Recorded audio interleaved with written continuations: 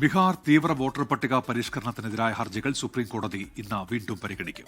Justice Suryakant അധ്യക്ഷനായ ബെഞ്ചാണ് ഹർജികൾ പരിഗണിക്കുക. കഴിഞ്ഞ തവണ കേസ് പരിഗണിച്ച കോടതി വോട്ടർ പട്ടികയിൽ നിന്ന് ഒഴിവാക്കിയ 3,70,000 പേർക്ക് അപ്പീൽ നൽകാൻ നടപടി സ്വീകരിക്കാൻ നിർദ്ദേശം നൽകിയിരുന്നു.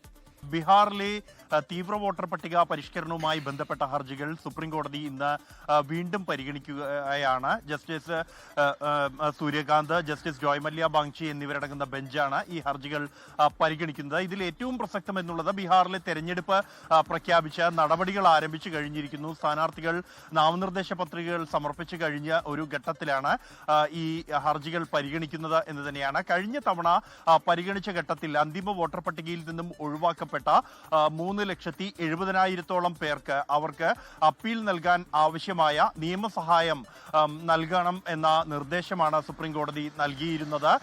ഇവർക്ക് വോട്ടർ പട്ടികയിൽ ഇടം പിടിക്കാൻ അല്ലെങ്കിൽ ഈ ഒരു തെരഞ്ഞെടുപ്പ് കമ്മീഷന്റെ തീരുമാനത്തിൽ അവർക്ക് വ്യത്യസ്തമായ അഭിപ്രായമുണ്ട്, അല്ലെങ്കിൽ വോട്ടർ പട്ടികയിൽ കയറാൻ അർഹതയുണ്ട് എന്ന അഭിപ്രായമുണ്ടെങ്കിൽ അത് അറിയിക്കാനുള്ള അവസരം അവർക്ക് നൽകണം. ഒപ്പം തന്നെ നിയമസഹായവും അവർക്ക് ഉറപ്പാക്കണം എന്ന നിർദ്ദേശം സുപ്രീം കോടതി നൽകിയിരുന്നു. ഇതിന്റെ അടിസ്ഥാനത്തിൽ എന്തെല്ലാം തുടർ നടപടികൾ തെരഞ്ഞെടുപ്പ് കമ്മീഷൻ സ്വീകരിച്ചു എന്നുള്ള കാര്യം ഇന്ന് സുപ്രീം കോടതിയിൽ അറിയിക്കും. നിലവിൽ ഇപ്പോൾ തെരഞ്ഞെടുപ്പ് നടപടികൾ ആരംഭിച്ച പശ്ചാത്തലത്തിൽ ഈ ഒരു നടപടിക്ക് നിയമപരമായി ഇത് ഒരു തിരഞ്ഞെടുപ്പ് കേസായി മാത്രമേ എന്തെങ്കിലും ഇതിനെതിരായ അഭിപ്രായങ്ങൾ ഉണ്ട് എങ്കിൽ പോലും അത് നിലനിൽക്കുകയുള്ളൂ എന്ന സാഹചര്യം ഉണ്ട് എങ്കിൽ പോലും തെരഞ്ഞെടുപ്പിന്റെ വോട്ടർ പട്ടികയെ പോലും ബാധിക്കുന്ന ഒരു തീരുമാനമാകും അത് എന്നുള്ളതും യാഥാർത്ഥ്യമാണ്.